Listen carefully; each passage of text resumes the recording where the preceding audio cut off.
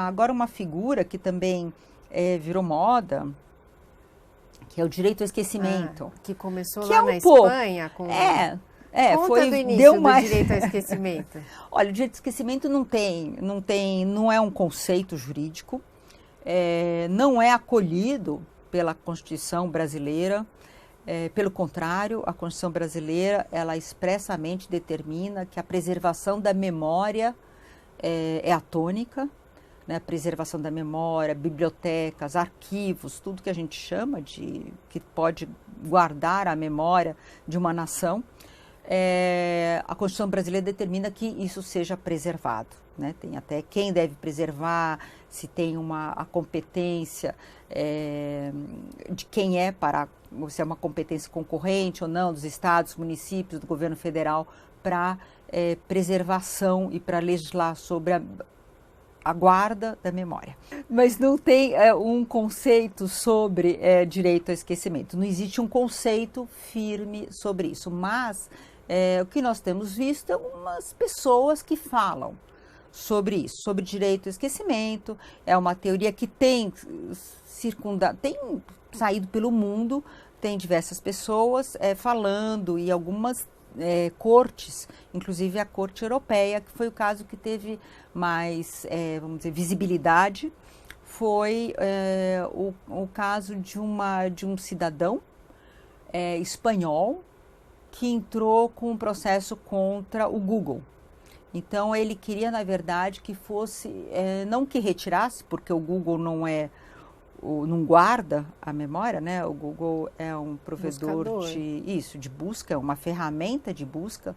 Então, o que esse cidadão queria que fosse desindexado, que o seu nome não aparecesse nas buscas que fossem feitas. E, de fato, é uma decisão que foi muito controversa.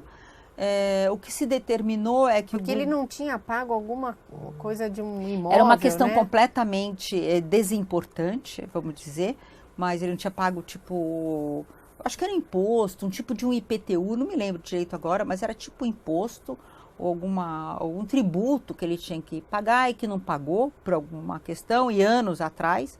E isso foi noticiado num veículo de mídia. E toda vez que dava um Google lá, aparecia esse cidadão isso. Aparecia. E ele já tinha quitado a dívida dele. Já tinha quitado, já tinha. Então, parece muito, na verdade, parece muito legítimo que ele quisesse remover esse conteúdo que não era favorável, nem tinha interesse público. Mas toda a questão é essa, quer dizer, se você abre a porteira, isso, né? Se abre a porteira, se você abre o flanco para deixar que se peça a remoção de conteúdo, e quem decide o que deve ser lembrado ou não? Quem vai decidir o que no futuro pode ser lembrado?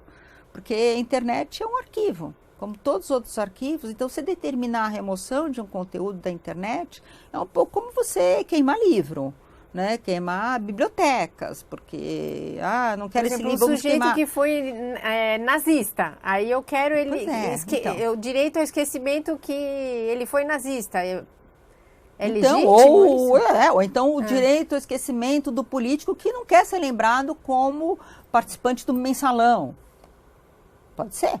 Ou o direito do político que não quer. Ele pode alegar, eu fui inocentado, tal, eu não quero meu nome envolvido ali. Então, essa que é a questão, mas a internet ela tem uma solução muito boa para isso, porque ela permite que você complete uma informação, que você coloque links para a notícia, que você então diga lá embaixo do cidadão espanhol que não queria ser indexado, indexado sim, na busca, como resultado das ferramentas de busca, que não queria que seu nome aparecesse, poderia colocar lá que fulano pagou, nem sabia que estava sendo processado, ele pagou o tributo, enfim, ou então que aquele foi processado, mas depois foi considerado inocente, foi absolvido daquela acusação. Então você tem, a internet ela permite que você colabore, que você acrescente, que você corrija, que você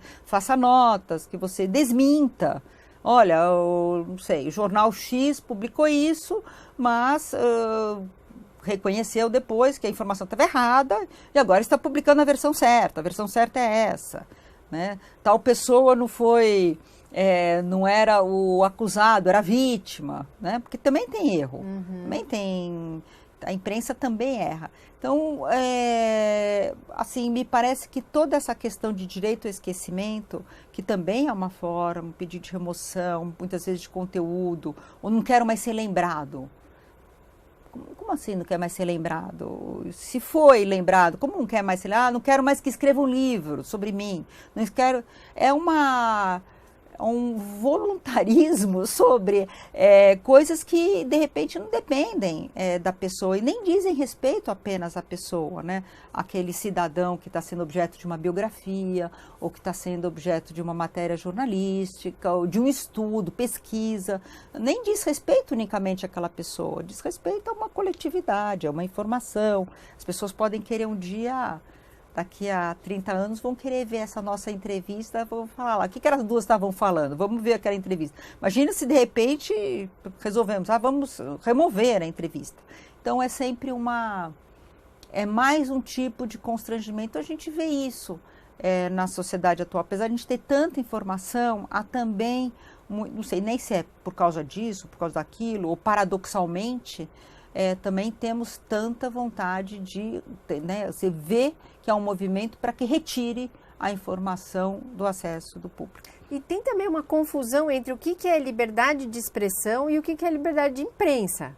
Também. Quando acontece uma remoção do conteúdo da imprensa, o barulho é enorme. Mas a gente convive semanalmente, mensalmente, com peças que são proibidas, exposições que são vetadas, né? Então, assim, existe censura.